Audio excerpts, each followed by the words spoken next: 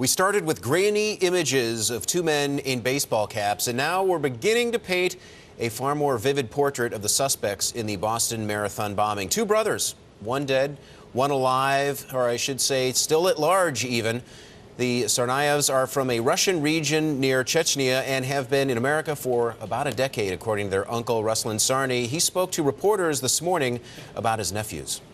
I've just been following this. I've been following it from day one, but never ever would imagine that somehow children of my brother would be associated with that.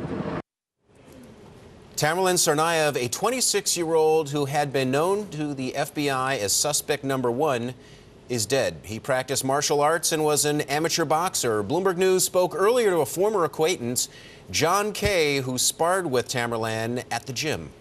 He was like an extremely gifted athlete. I mean, I just remember seeing him do his warm-ups and his routines, and you know, he was really strong and really athletically gifted. And I mean, so that might be the only thing I could think that would lead to his military training. And I mean, his boxing was really, really good. We're here with Bloomberg contributing editor Richard Falkenrath. And Richard, curious, how might authorities use information like this, background information, what these people did in their investigation and the manhunt?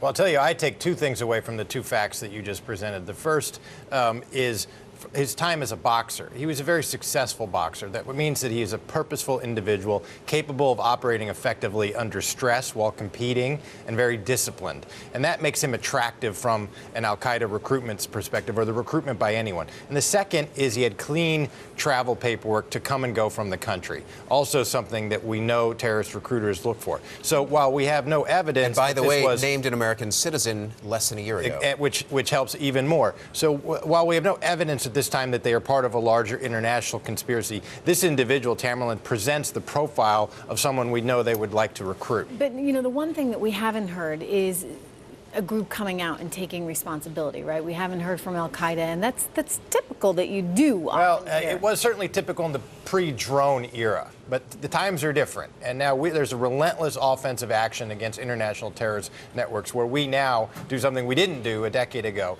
which is if we have a belief that you, an international terrorist, are in a particular spot in a particular country, we will fire a lethal missile at you to kill you. No matter where you are. No matter where you are. And I think that's changed the calculation about taking credit for these things.